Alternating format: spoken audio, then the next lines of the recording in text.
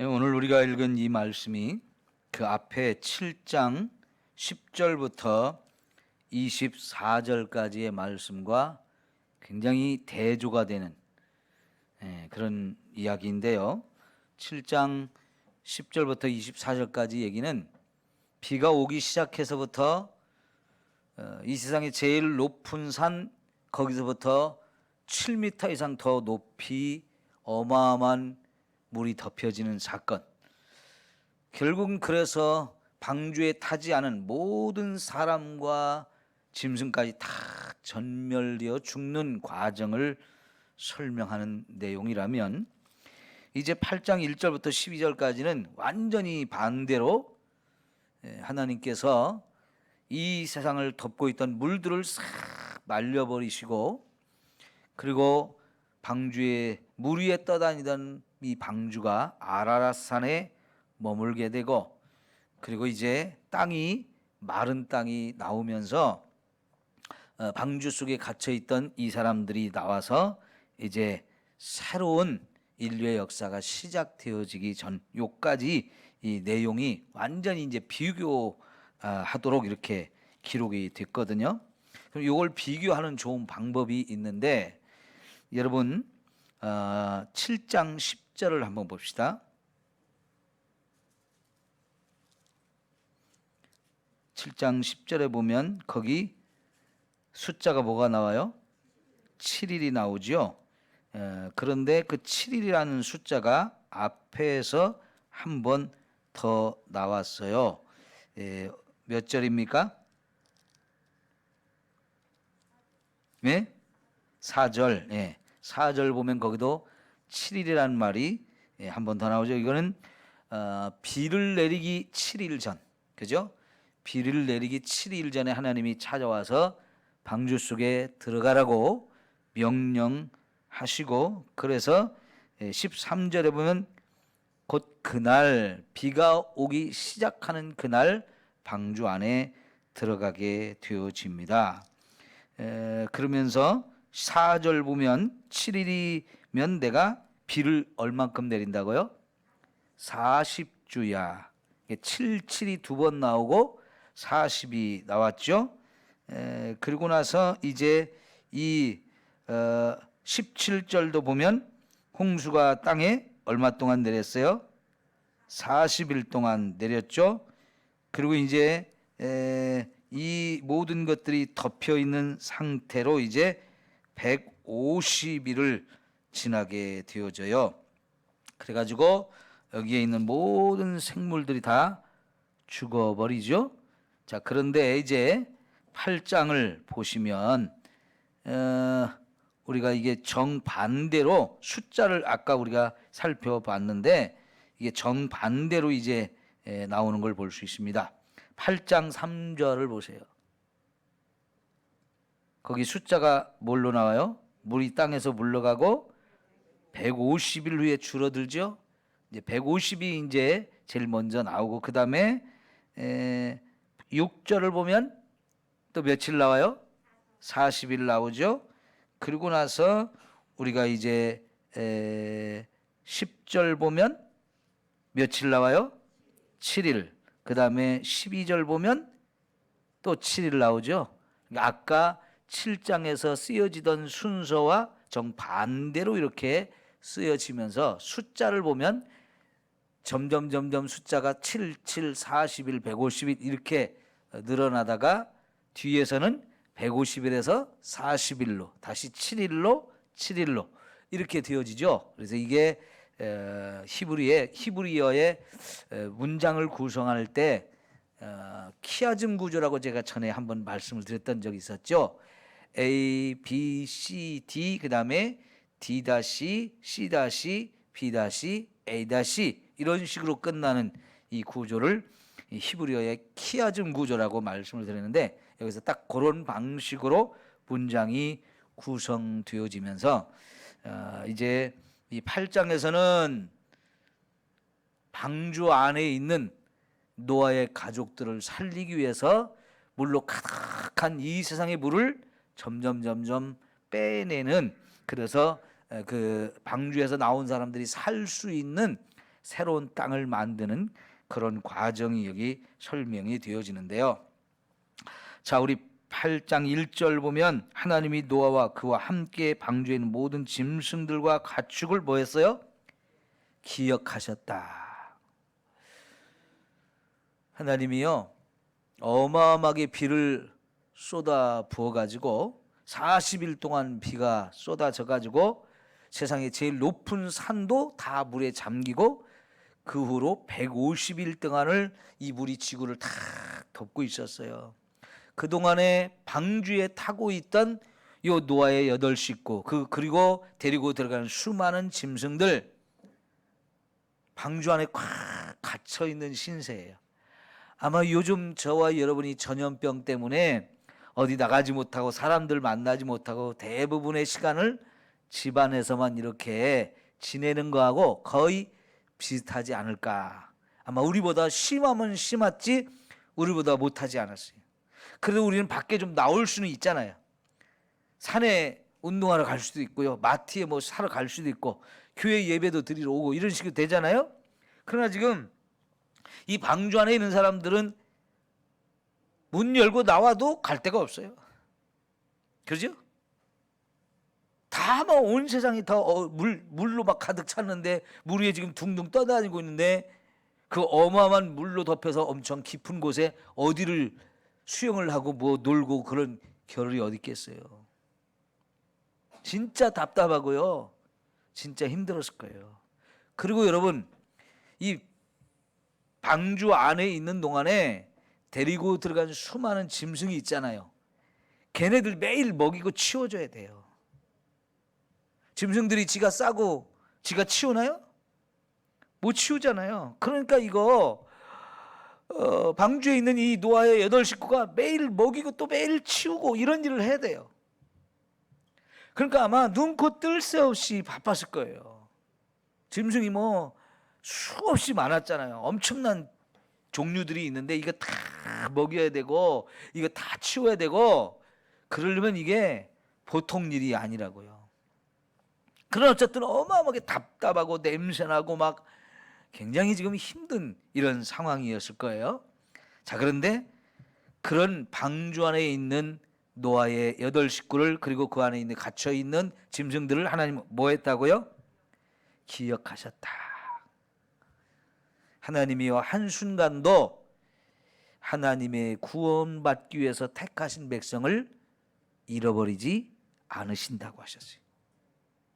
우리 이사야 43장을 한번 찾아볼까요? 이사야 43장 49장 볼게요. 43장은 이따 보도록 하고 49장 14절부터 17절까지 볼게요.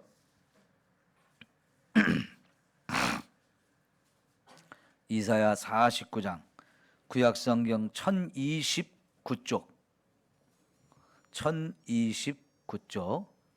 이사야 49장 14절부터 17절까지입니다. 오직 시온이 이르기를 여호와께서 나를 뭐예요? 버리시며 주께서 나를 잊으셨다 하였거니와 여인이 어찌 그 젖 먹는 자식을 잊겠으며 자기 태에서 난 아들을 긍휼히 여기지 않겠느냐. 그들은 혹시 잊을지라도 나는 너를 잊지 아니할 것이라. 내가 너를 내 손바닥에 어떻게 했어요?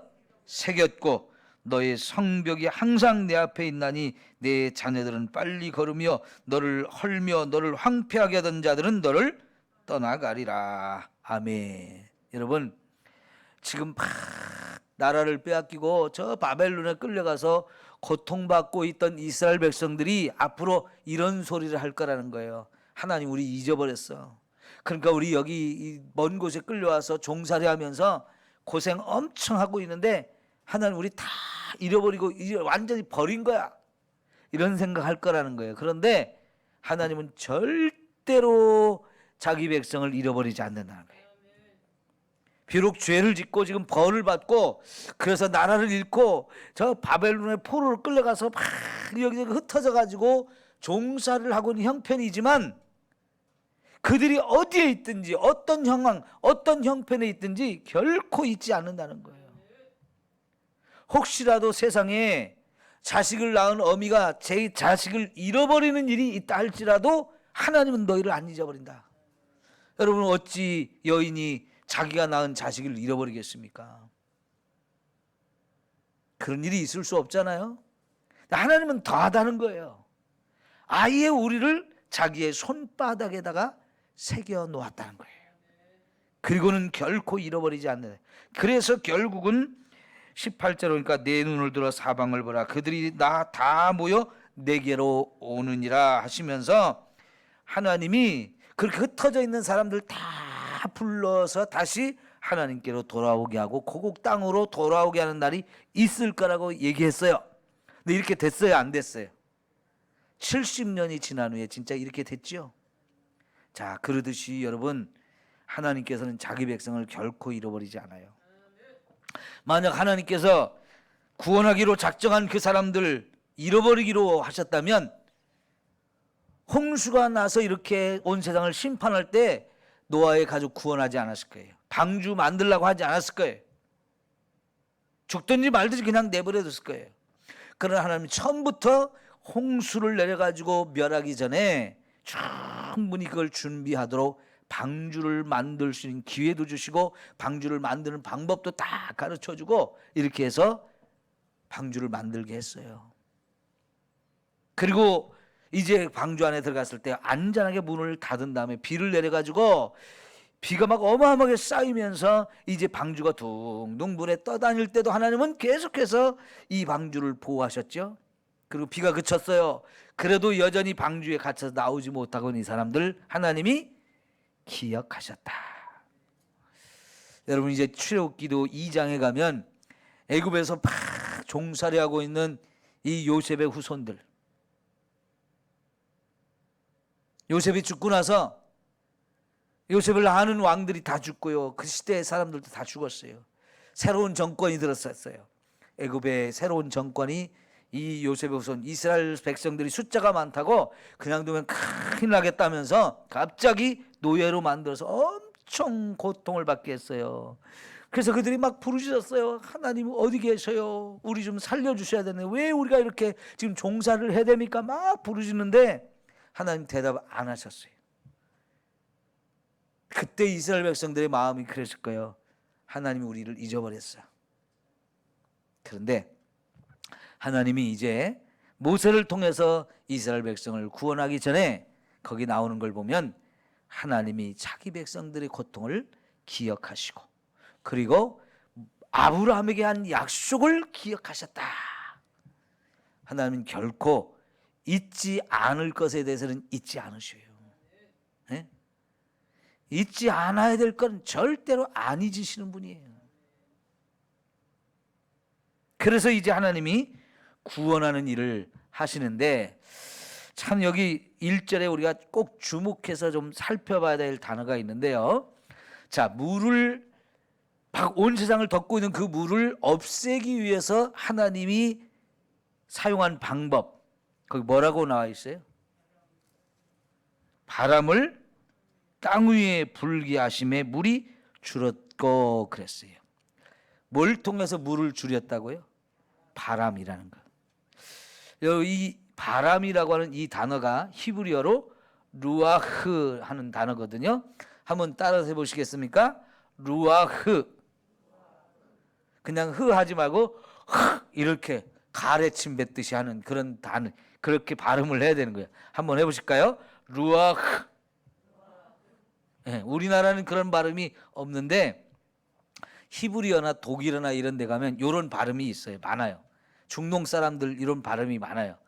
루아흐 이렇게 하는 발음인데 이 루아흐라고 하는 단어는 아주 특별한 단어이기 때문에 여러분이 좀 기억하라고 지금 같이 하도록 했어요. 여기에 지금 여러 의미가 있는데 여기서는 바람이라는 말로 번역이 됐어요. 바람이라는 말로.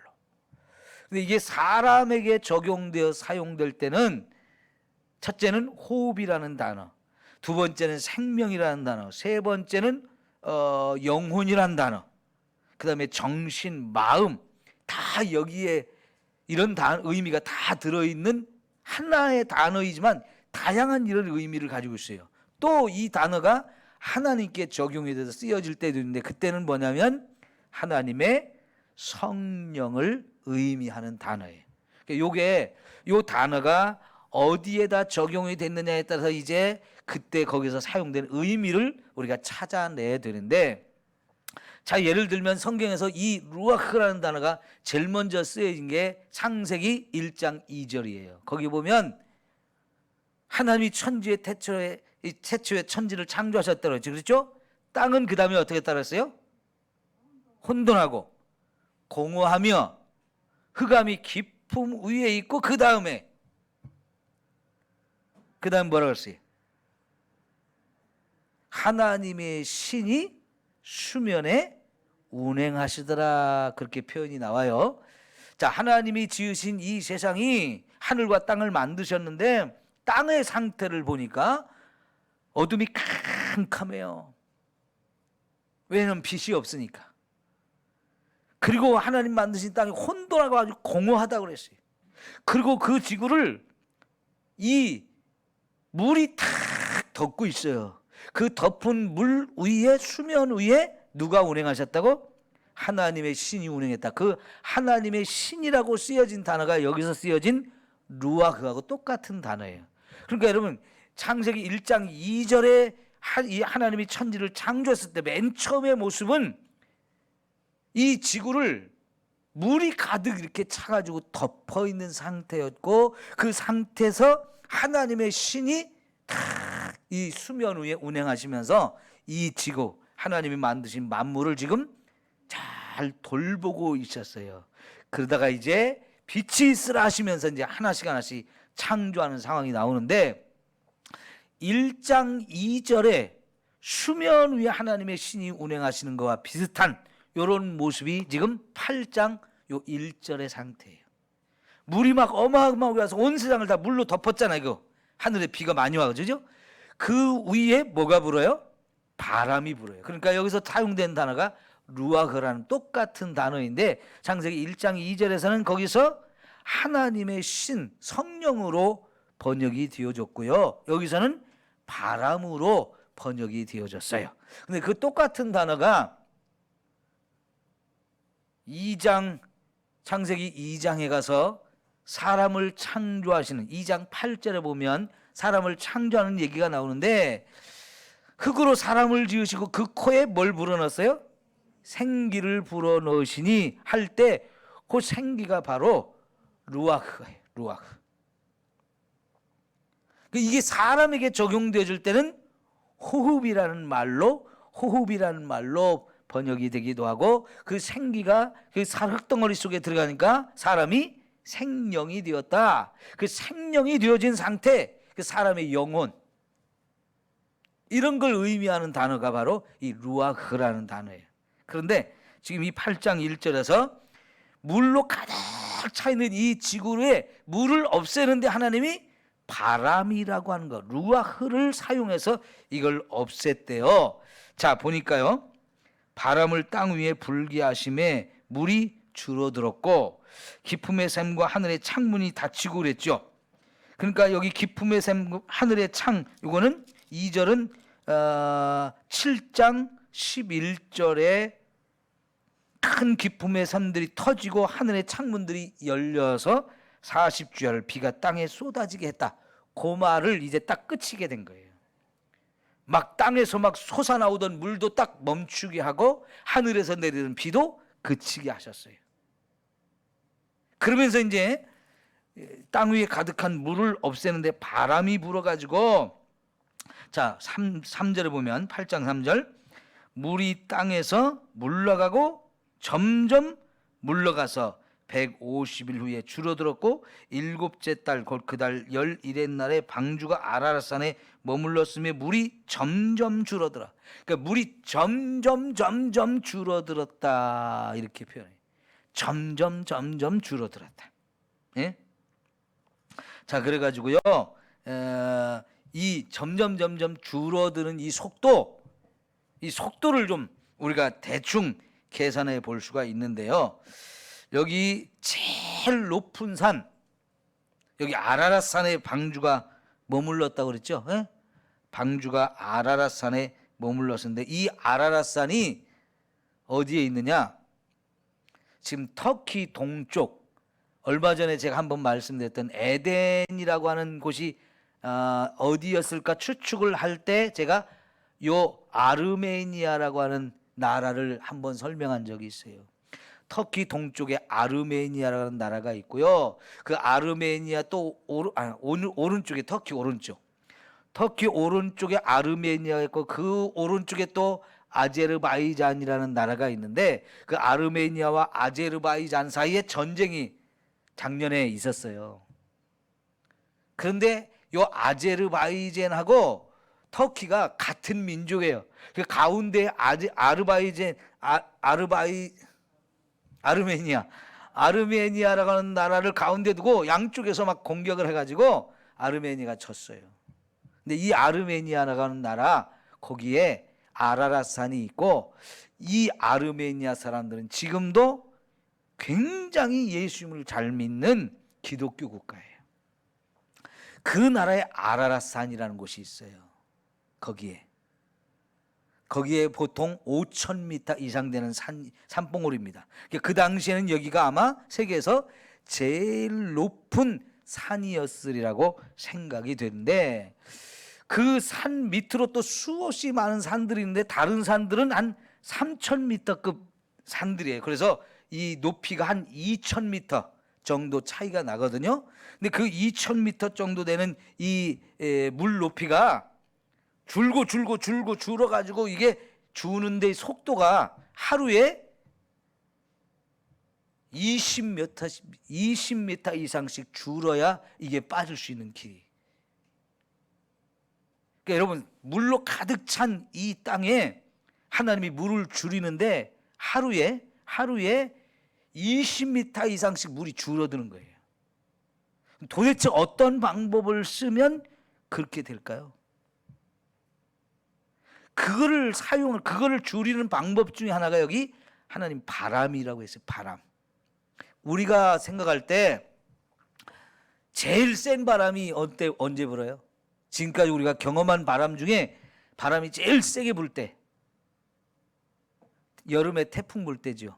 그것도 아주 대형 태풍이 불면 사람이 거의 뭐 날아갈 정도다 뭐 이런 얘기들 하잖아요. 작년에도 그런 센 태풍들이 불어가지고 차도 넘어지고 막 이런 것들이 있었는데 진짜 바람이 세면 우리 보통 경험했을 때는 태풍 불 때가 제일 센 바람이에요. 그런데 여러분 성경에 보면 하나님께서 홍해바다를 가르는 사건이 나오죠. 그 홍해바다를 가를 때도 역시 하나님이 바람을 통해서 물을 갈랐어요. 여러분 얼마나 센 바람이 불면 바닷물이 갈라져서 길이 나올까요? 여기요 하나님께서 홍해바다를 건너게 하시기 위해서 거기 길을 내는데 보통 이 홍해바다에 몇 미터 폭의 이 물길이 열려가지고 이스라엘 백성들이 건넜다고 제가 몇 년 전에 얘기한 적이 있었는데 보통 몇 미터 정도라고 그랬죠? 8km. 여기서 하제까지 거리, 여기서 하제까지 거리 정도가 되는 이렇게 넓은 길이 바다 가운데 열려야 200만 명 이상 되는 사람들이 하룻밤에 건널 수 있어요. 그러지 않으면 건널 수가 없어요. 그런데 여러분 원래 바닷물로 잠겨 있는 곳에 물이 빠지면 그곳이 진흙벌이에요, 마른 땅이에요? 당연히 진흙벌이죠, 그죠? 근데 여러분 하나님께서는 그 진흙벌일 수밖에 없는 땅을 또 말리셨다는 거예요. 이 백성이 건너가기 위해서 마른 땅으로 만드셨다는 거예요. 그 모든 것을 뭘로 했느냐? 바람으로 했다는 거예요. 근데 이것은 지금 우리가 생각하는 태풍이 부는 정도가 비교가 안 되는 거예요. 그렇게 어마어마한 바람이 불어가지고 바닷물이 쫙 물러가고 거기에 마른 땅으로 하룻밤 사이에 만들려면요 이게 보통 일이 아닌 거예요. 근데 그런 일들을 하나님께서는 노아 홍수에 물로 가득한 이 지구상에 물을 없애는데 하루에 20m씩 물이 없어진다. 그래서 물 높이가 낮아진다. 그 정도의 바람이 불려면 어마어마한 바람이 불어야 되는 거예요. 근데 하나님이 줄이고 또 줄여 계속 줄였다는 얘기가 점점 나오지요. 근데 여러분 반대로 7장으로 올라가 볼까요? 7장으로 17절부터 봐요. 홍수가 땅에 40일 동안 계속된지라 물이 어떻게 해요? 많아져 가지고 방주가 땅에서 떠올랐고 18절에 물이 더 많아져 땅에 넘침에 방주가 물 위에 떠다녔으며 물이 땅에 더욱 넘침에 천하의 높은 산이 다 잠겼더니 물이 또 어떻게 불어서 15규빗이나 오르니 산들이 잠기지라. 여기 물이 점점 많아지는 표현을 막 이렇게 반복적으로 하고 있죠. 그거와 반대로 8장 이제 여러분 3절 4절 이런 데 보면 물이 물러가고 점점 물러가고 또 더 물러가고 점점 줄어들어 이런 표현을 한 거 보면 앞에와 굉장히 대조적으로 이렇게 표현하는데 마치 물이 막 홍수가 어마어마하게 쏟아가지고 점점 물이 쌓여 올라가는 것처럼 빠질 때도 슉슉슉 막 엄청나게 빠른 속도로 이게 빠져나가는데 그때 사용한 방법이 바람이었다는 거죠. 바람. 여러분 지금도 우리가 바닷가에서 이렇게 구경을 한참 하면 밀물도 있고 썰물도 있죠. 그죠? 썰물이 막 빠져나가듯이 그죠? 썰물이 빠져나가 아니 그거보다 훨씬 더 빠른 속도로 물이 막 물러가는 거예요. 점점 줄어드는 거예요.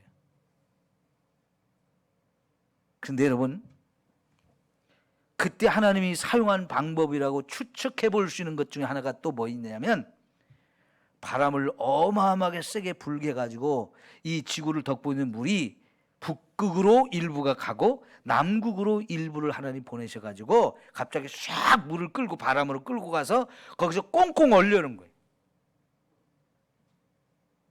그 증거를 그렇게 우리가 확인할 수 있는 것 중에 뭐가 있냐면 북극 그 빙하 속에요. 얼음 속에 어마어마한 수의 맘모스가 묻혀 있는 거예요.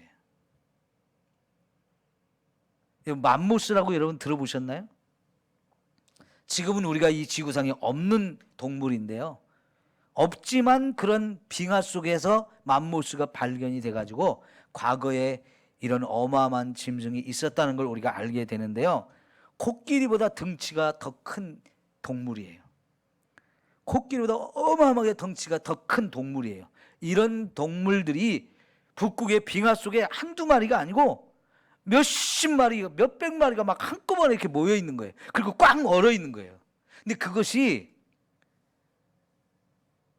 지금도 녹여보면요. 그 고기가 육질이 지금 방금 죽여서 잡은 거고 비슷할 정도로 육질이 살아있다는 거예요. 어떻게 그게 그 상태로 보존이 됐을까? 한순간에 싹 빨려 들어가면서 갑자기 얼음이 얼어버린 거예요.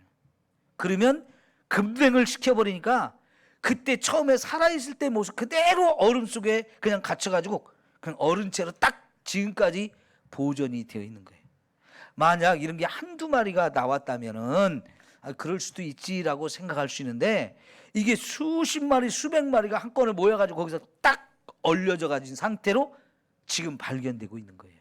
이거는 갑자기 막 어마어마한 물이 한꺼번에 확 그것들을 쓸고 가면서 그런 상태에서 꽉 갑자기 얼어버리는 거 아니면은 그 상태로 될 수가 없는 거예요.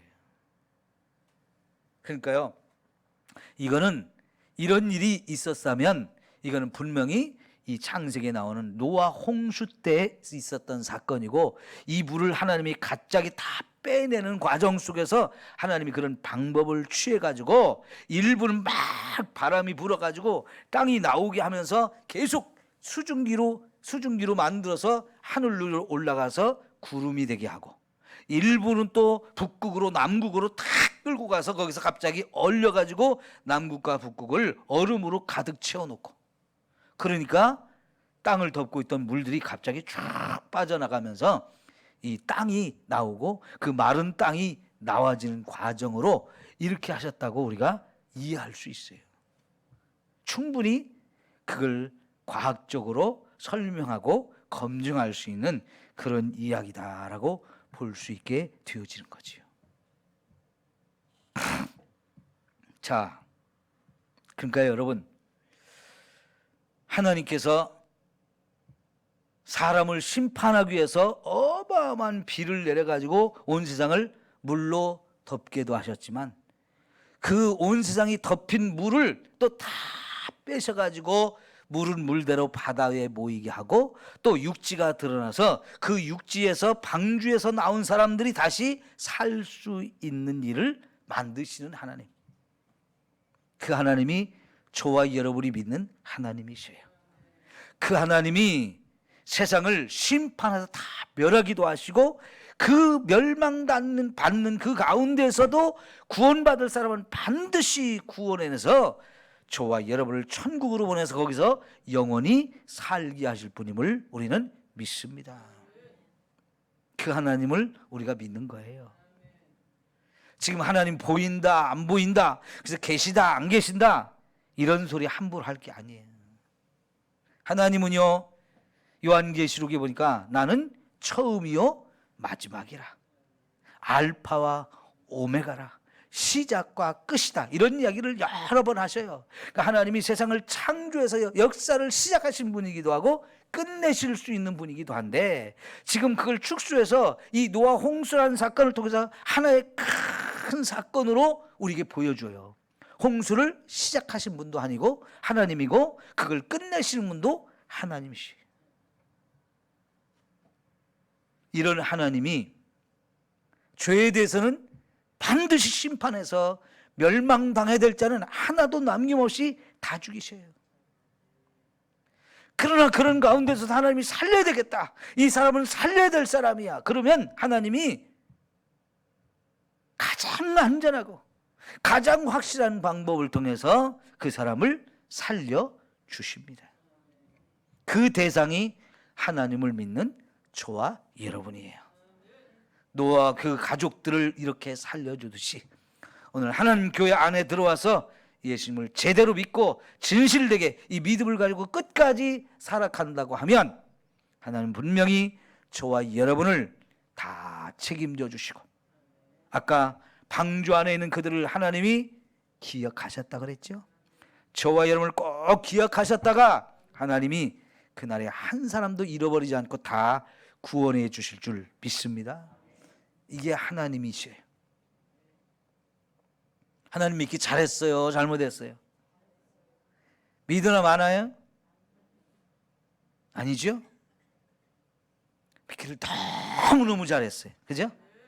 수지 맞은 사람들이야. 그래 복 받은 사람인 거예요. 우리가 구원받은 사람이에요. 예? 이 사실을 여러분 기억하면서 우리도 감사해야 돼요.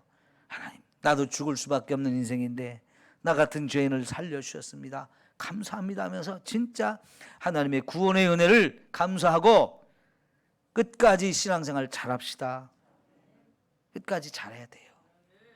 여기 보면요, 재밌는 걸 좀 한번 생각해 볼 수 있는데 6절 7절 보면 40일을 지나서 노아가 그 방주에 낸 창문을 열고 까마귀를 내놓음에 까마귀가 물이 땅에서 마르기까지 날아 왕래하였더라.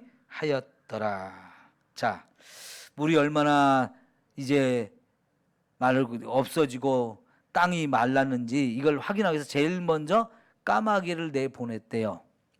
자, 까마귀를 내보냈더니 까마귀가 어떻게 했어요? 물이 땅에서 언제까지? 마를 때까지 계속 여기 날아다니기만 했다는 거예요. 돌아왔다는 얘기야, 안 돌아왔다는 얘기예요? 안 돌아왔어요. 뭐 때문에 그랬을까요? 이 까마귀가 왜 안 돌아왔을까요? 예? 예, 살 수 있으니까. 뭘 먹고? 까마귀는 뭘 좋아할 것 같아요? 썩은 시체를 좋아한대요. 그러니까요, 이 까마귀를 내보냈더니 물 위에 떠 있는 시체들도 많았을 거 아니에요. 사람의 시체, 동물의 시체, 또 물고기, 죽은 물고기들 떠다니는 것들, 그리고 물이 점점점 마르면서 또 땅이 나올 때 그 땅에도 널려있는 수많은 시체들이 있었을 거 아니에요. 그게 까마귀에게 보면은 먹을 것이 너무나 많은 거야. 그러니까 막 이쪽으로도 가고 저쪽으로 정신없이 막 뜯어 먹으면서 먹을 거 많으니까 방주 돌아올 생각을 안 해. 근데 그래서 그 다음에 8절 보니까 뭘 내보냈어요? 비둘기요.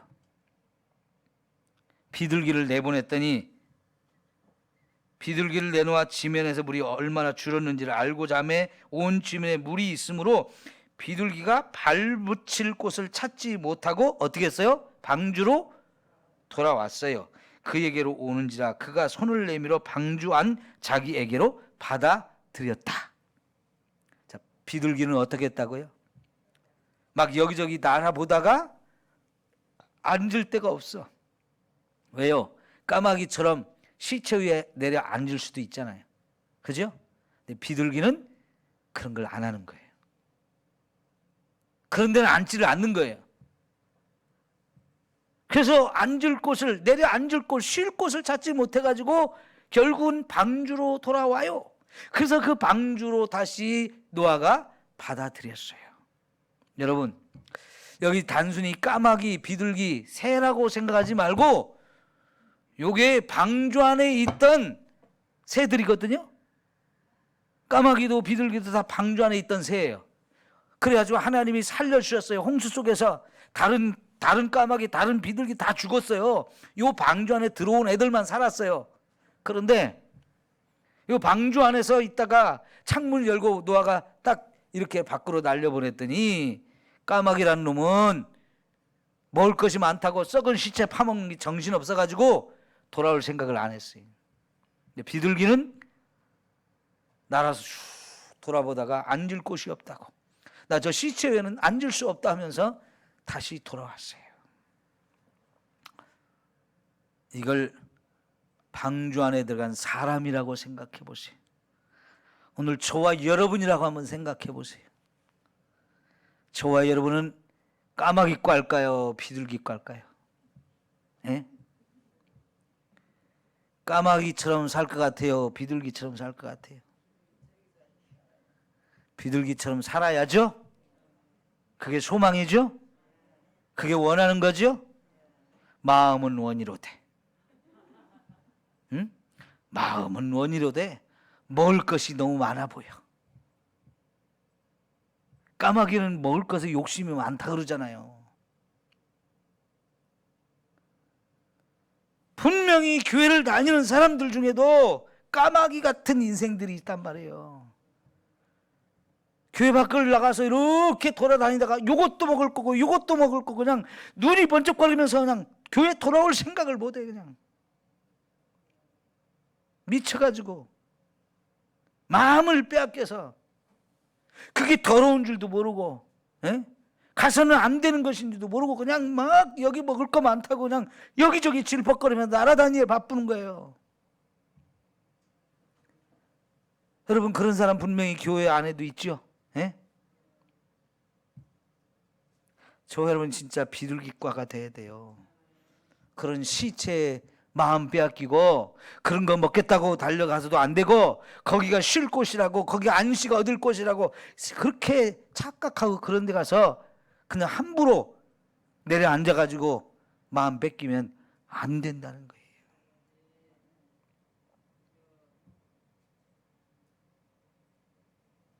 요즘에는 교회에 나오는 사람도 저 사람도 까마귀처럼 보이는 거예요. 예? 이 사람도 까마귀처럼 보이고 비둘기가 몇 마리 안 보이는 것 같아. 다들 엉터리로 신앙생활을 하니까 세상이 교회 다니는 사람들을 욕하고, 아이고 교회 다니는 것들이 이러잖아요. 혀를 끌끌 차면서 이러면서 우리한테 기대할 게 없다고 하잖아요. 그 다 까마귀처럼 살아요. 까마귀처럼. 예? 하나님이 구원해 주신다고 해도 그 교회 안에 와서 신앙생활 하는 것 같은데 그냥 세상 나가면 정신이 없어. 주워 먹느라고. 똥인지 된장인지 구분도 못하고 그냥 집어 먹느라고 정신이 없어요. 에? 비둘기는 그 더러운 곳에 앉지를 않는 거예요. 특별히 성경에서는 비둘기가 정한 짐승으로 나와요. 성령을 상징하기도 하잖아요. 평화를 상징하기도 하잖아요. 두 번째 이 비둘기를 내보냈을 때 비둘기가 가서 물고 온 게 뭐예요? 감람나무의 새 이파리를 딱 물고 왔어요. 여러분, 감람나무 이거는 평화를 상징하는 거예요. 그래서 옛날에 로마에서 그리스에서 올림픽을 하면 이긴 사람한테 월계관을 써주는데 그게 감람나무 잎사귀예요. 또 여러분, 지금 유엔이라고 하는 기구가 있잖아요. 그 유엔 기구의 그림, 상징하는 그림에 이 감람나무 잎사귀로 쫙 두 개를 쫙 이렇게 둥글게 이렇게 해놨어요. 그게 바로 승리의 상징이고 평화를 상징하는 거예요. 그런데 비둘기가 가서요, 그 새 잎사귀 하나를 탁 따가지고 입에 물고 왔을 때 노아가 봤을 때 이제는 됐다. 땅이 마르고 이제 감람나무 잎에서 감람나무 가지에서 새 잎이 돋았구나. 이제 우리가 나갈 수 있을 때가 왔구나. 이 기쁜 소식을 전해준 게 비둘기예요. 여러분, 작은 잎사귀 하나에도 하나님의 메시지, 하나님의 사인을 읽고 이젠 때가 됐구나. 그런 기쁨의 소식을 가져다 주잖아요. 그런 깨달음을 얻고요. 여러분, 정말 우리가 세상 속에 하나님의 생명의 복음을 가서 전해줄 수 있는 사람들이 돼야 돼. 그 감람나무 잎사귀 새잎 그거 얼마나 작은 겁니까? 그거라도 보는 사람들, 깨닫는 사람은 그걸 깨달아요. 이게 새 생명의 역사구나. 이제 우리가 나가 살 수 있는 길이고 열렸구나. 이거를 깨닫게 하는 기가 막힌 역사. 그 작은 잎사귀 하나를 갖다 물어다 주지만 그게 희망을 주는 거거든요. 여러분, 지금 전 세계가 희망을 잃어버리고 있어요. 그냥 다 멈춰가지고 다들 힘들다고 아우성을 치고 있을 때 정말 사람들에게 희망을 줄 수 있는 거, 백신이 희망인가요? 치료제가 희망인가요? 예, 도움은 됩니다. 그러나 그건 일시적이잖아요. 잠시 우리의 생명을 연장시키는 게 불과하잖아요. 정말 영원한 생명을 가져다 주는 것은 하나님의 아들 예수 그리스도의 복음이에요. 그 복음 위에 내가 서가지고 내가 예수 믿고 살아보니까 하나님 분명히 계신 분이고 하나님이 우리를 정말 사랑하시는 분이고 우리를 얼마든지 구원하시는 분이다. 이거를 세상에 전해줄 수 있는 사람, 이 비둘기 같은 사람이에요. 응? 세상에 소망을 줄 수 있어야 돼요. 나도 믿음이 엉터리여가지고 이렇게 흔들리고 저렇게 흔들리고 세상에 저것이 좋아 보이고 저것도 갖고 싶고 맨 여기저기 질퍽거리면서 돌아다니는 그런 믿음 가지고는 우리가 전해봐야 사람이 안 믿어요. 이왕이 제대로 믿고 사람들이 믿으려면 당신처럼 믿어야 돼. 당신 보니까 하나님 계신 것 같아. 이렇게 인정받게 믿어야 돼요. 비둘기과가 되십시오. 까마귀과 되지 말고 신앙생활 제대로 해야 됩니다. 기도합시다. 하나님 아버지,